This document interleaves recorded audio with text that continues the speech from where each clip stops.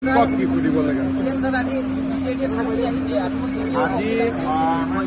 BPF দলৰ মুৰব্বী হাগ্ৰামা মহিলাৰী ডাঙৰীয়াই বিটিচি নতুন প্ৰধান হিচাপে দায়িত্বভাৰ গ্ৰহণ কৰিছে। মই ৰাজ্য চৰকাৰৰ হৈ আৰু ভাৰতীয় জনতা পাৰ্টিৰ হৈ তেখেতক অজস্ৰ শুভকামনা জনাইছোঁ। তেখেতে যাতে সফল হ'ব পাৰে, 5টা বছৰ যাতে বিটিচিক শান্তি আৰু প্ৰগতিৰ ৰাস্তাৰে আগুৱাই লৈ যাব পাৰে, তাৰ বাবে মই তেখেতক অজস্ৰ শুভকামনা যাচিছোঁ।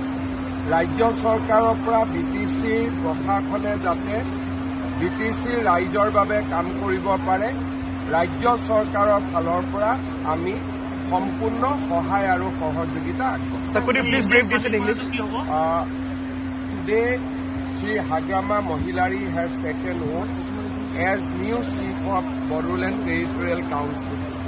I, on behalf of State Government as well as on behalf of Bharatiya Janata Party, we extend our best wishes to him. We hope that he will lead BTC for next 5 years.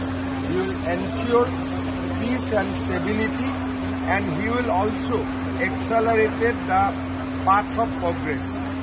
As far as state government is concerned, we will extend all possible cooperation to the new BTC administration.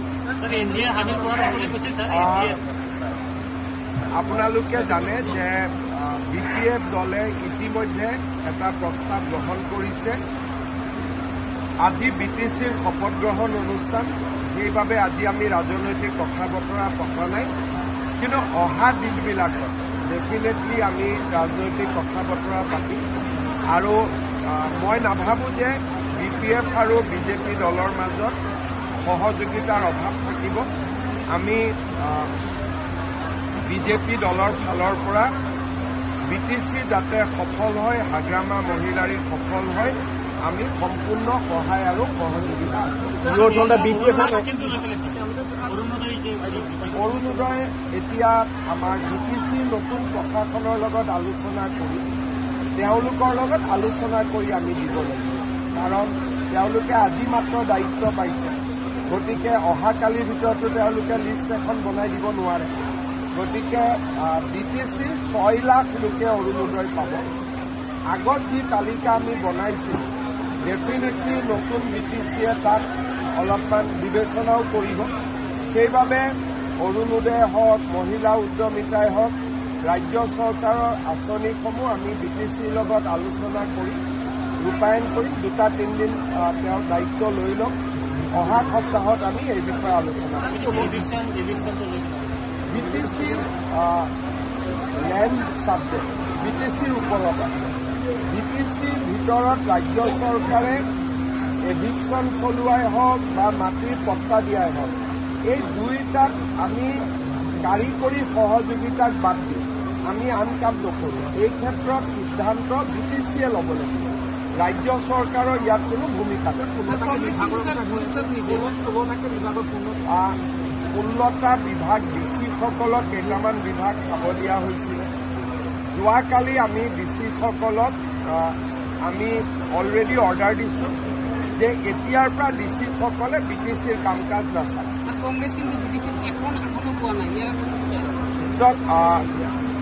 বিটিচিৰ নিৰ্বাচনৰ শেষৰ 4 দিন ময়ো লাগিব নোৱাৰিলোঁ। আমি সকলোবোৰ অলপমান দূৰে দূৰে থাকিবলগীয়া হ'ল।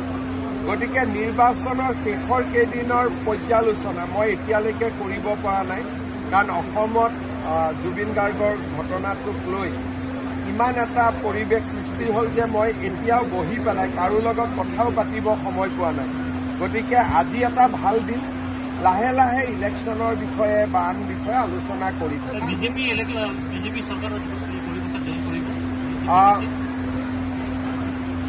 মই হাগ্ৰামা মহিলাৰীৰ লগত কথা পাতিছোঁ। ভৱিষ্যতে বিজেপি আৰু বিপিএফে সহযোগিতা কেনেকৈ কৰিব পাৰে তাৰ কথা বতৰাও মই পাতিছোঁ। কিন্তু এইকেইটা দিন জুবিন গাৰ্গৰ ঘটনাক লৈ মন ইমানেই ভাৰাক্ৰান্ত হৈ আছে যে ভাল কৰি বহি কথা পাতিবও পৰা নাই। মই বিশ্বাস কৰোঁ যে হাগ্ৰামা মহিলাৰীয়েও বিজেপিৰ লগত সহযোগিতা কৰিব আৰু বিজেপিয়েও BPFৰ লগত সহযোগিতা কৰিব আৰু আপোনালোকে জানে যে হাগ্ৰামা মহিলাৰ লগত মোৰ সম্পৰ্ক আজি নহয় 2001-2 চনৰ আমাৰ এটা বিশেষ সম্পৰ্ক আছে আৰু যোৱা 5 বছৰো যেতিয়া হাগ্ৰামা মহিলাৰ এটা ৰাজনৈতিকভাৱে তেওঁ BTCৰ পৰা আঁতৰত আছিল মই ব্যক্তিগত সম্পৰ্ক মোৰ লগত সদায় আছিলে আৰু ব্যক্তিগত সম্পৰ্ক আমি সদায় মেইনটেইন কৰি ৰাখিছিলোঁ গতিকে ইয়াক ৰাজনীতিলৈকে ৰূপান্তৰ কৰোঁতে সময় নালাগে কিন্তু আজিৰ দিনটো ৰাজনীতি পতাৰ কথা নহয় কাৰণে পতা নাই বিশেষকৈ অসমৰ পৰিৱেশটো অলপ বেলেগ হৈ আছে কেইটামান দিন যাওক ৰাজনৈতিক কথা বতৰা Sir, people are having a demand when will the NRIs of Singapore will come back to Assam? Look, this is completely depend on them. Okay. Assam গভৰ্ণমেণ্টেতো ছিংগাপুৰৰ পৰা আমি কাকো আনিব নোৱাৰোঁ গতিকে তেওঁলোকৰ দেউতাক মাকৰ লগত আমি কথা পাতিম যে আপোনালোকে ল'ৰা কানক কাৰণ আমি ছিংগাপুৰত গৈ অসম পুলিচেতো কাকো ধৰি আনিব নোৱাৰে সেইবাবে এটা ব্যৱস্থাৰ মাজেৰে আমি তেওঁলোকক আনিব লাগিব 6 তাৰিখলৈকে সময় আছে যদি নাহে আমি যিমান পাৰোঁ কঠোৰ হ'বৰ কাৰণে আমি চেষ্টা কৰিম চক মই এটা কথা কৈছোঁ যে আজিৰ দিনত মই পলিটিকেল কথা পাতিব খোজা নাই আৰু বেছি পলিটিকেল কথা পাতিলে অসমতো মানুহে আজি বেয়া পাব পৰিৱেশ এটা হওক কিন্তু আমাৰ লক্ষ্যটো যে বড়োভূমিত শান্তি থাকক সকলো মানুহ একত্ৰিত হৈ থাকক আজি মুখ্যমন্ত্ৰী হিচাপে মোৰ কাৰণে এটা ডাঙৰ সফলতা ইলেকশ্যনৰ আগতো ভাইলেন্স হোৱা নাই ইলেকশ্যনৰ মাজতো হোৱা নাই ইলেকশ্যনৰ পিছতো হোৱা নাই গতিকে গৃহমন্ত্ৰী ডাঙৰীয়া আৰু মুখ্যমন্ত্ৰী হিচাপে মোৰ এইটো এটা ডাঙৰ সফলতা যে আজি আমি ইমান ডাঙৰ এটা ইলেকশ্যন হ'ল ক'তো এটাওতো গণ্ডগোল লগা নাই গতিকে সেইটো হ'ল অসম চৰকাৰৰ সফলতা আৰু আজি যে BTC ৰাইজক আমি শান্তি দিব পাৰিছোঁ সুৰক্ষা দিব পাৰিছোঁ এইটো এটা আমাৰ ডাঙৰ সফলতা পৰৱৰ্তী পলিটিকেলি এইটো কোনো অসুবিধা নাই মই আগতে কৈছোঁ হাগ্ৰামা মহিলাৰ লগত মোৰ ব্যক্তিগত বহুত বেছি ভাল সম্পৰ্ক সেইকাৰণে ইয়াত কোনো ইছ্যু নাই যেতিয়াই আমি পলিটিকেল কথা পাতিব খুজিম তেতিয়াই আমি পাতি ল'ব পাৰিম এতিয়া পলিটিকেল কথা পতাৰ সময় নহয় কাৰণে মই পতা নাই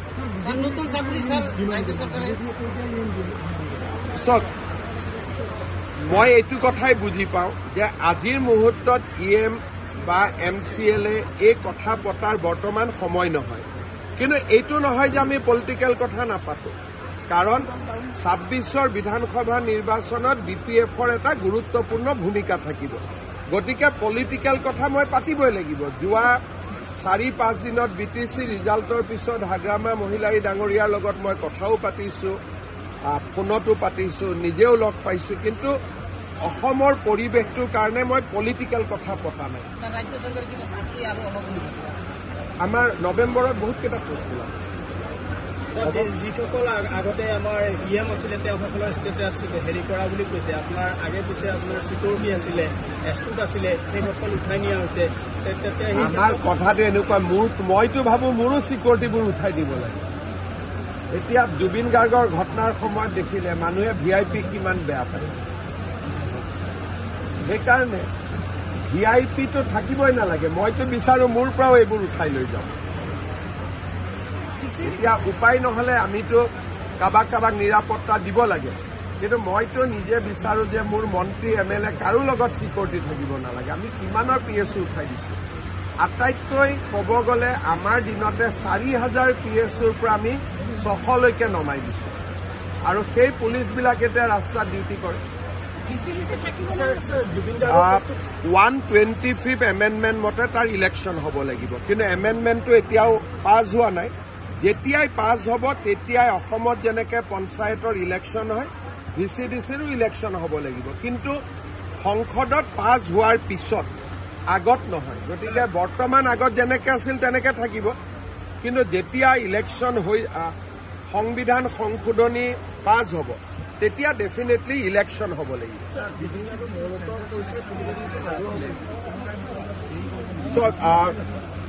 BTC প্ৰশাসন কেনেকৈ চলাব তাৰ সম্পূৰ্ণ দায়িত্ব হাগ্ৰামা মহিলাৰ ওপৰত UPPL থাকোঁতেও বিজেপিয়ে ইণ্টাৰফেয়াৰ কৰা নাছিল।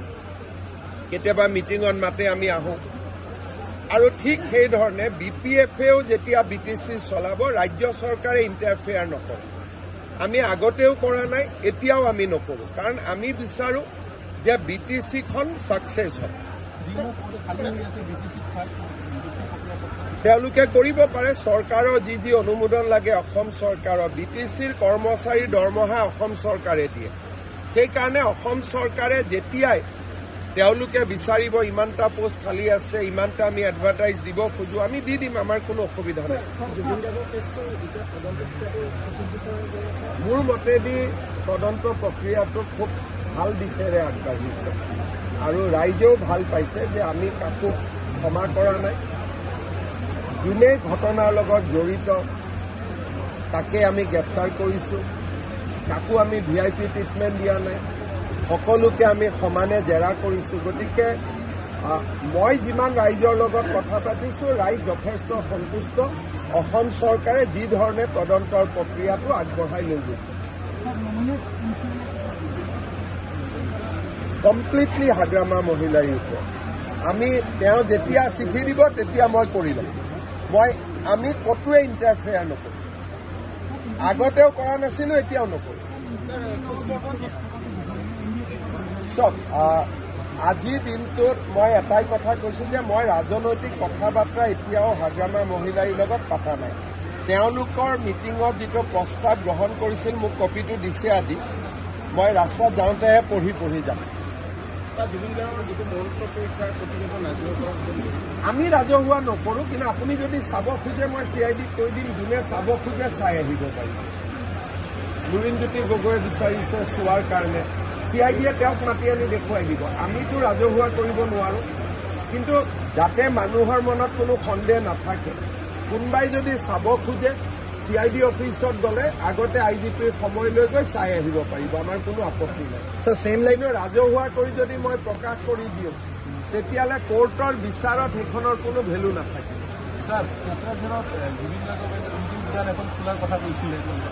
হাগ্ৰামা মহিলাৰীয়ে মোক কৈছে যে তেওঁৰ কিছুমান চিন্তা আছে, লাহে লাহে আমি পাতি ল'ম। আমাৰতো মই আগতে কৈছোঁ যে 100% সহযোগিতা আমাৰ নতুন BTC প্ৰশাসনৰ প্ৰতি থাকিব আৰু আমি লম্বা একেলগে কাম কৰিব লাগিব। 5 বছৰ আলোচনা হৈ থাকিব, যিবিলাক কথা আছে এই মুহূৰ্তত তেওঁলোকে দায়িত্ব লওক, কি আছে কি নাই চাওক, আৰু 5 বছৰ লম্বা সময় কথা পাতিবৰ কাৰণে আমি বহুত সময় পাম। খালি মই এটাই কথা আপোনালোকক কৈছোঁ যে হাগ্ৰামা মহিলাৰীক মই কেতিয়া চিনি পাওঁ, যেতিয়া মই ৰাজনীতি আৰম্ভ কৰিছিলোঁ। মাজত 2 মাহে মোৰ লগত কথা বতৰা নাছিল, তাৰ বাদে সদায় মোৰ লগত ক'ব গ'লে যোৱা 5 বছৰত মোৰ লগত সদায় সম্পৰ্ক। মই কোকৰাঝাৰ আহিলে তেওঁক খবৰ দিওঁ, হাগ্ৰামা বাই মই কোকৰাঝাৰ আহি আছোঁ। গতিকে মোৰ লগত ব্যক্তিগত সম্পৰ্কৰ কোনো অভাৱ নাই। চৰকাৰী আৰু ৰাজনৈতিক কথা আমি পাতিব লাগিব, কাৰণ এতিয়া আজিৰ দিনত মই শপত গ্ৰহণ অনুষ্ঠানত আহিছোঁ, আজি বহুত কথা পতা নাই, লাহে লাহে আমি পাতি থাকিম। আৰু মই এটাই কথা কৈছোঁ যে আমি বহুত দিন একেলগে কাম কৰিব লাগিব, 5 বছৰ দীঘলীয়া সময়। সেইকাৰণে আজিয়ে চব পাতি কিয় সময়টো চেছ কৰি দিওঁ, লাহে লাহে পাতি থাকিলে। So same like Shyam Khan want to Akhil Gogoi is also demanding the CBI inquiry. Akhil Gogoi, Debabrata Saikia আৰু শ্যাম কানু মহন্ত 3জনে একেলগে CBI ডিমাণ্ড কৰি আছে। কথা পাতি ডিমাণ্ড কৰিছে একেলগে নে কাকতলীয়া সংযোগ হৈ গ'ল কিবা কাৰণত, সেইটো মই নাজানো, কিন্তু 3জনৰ দাবী একেটাই।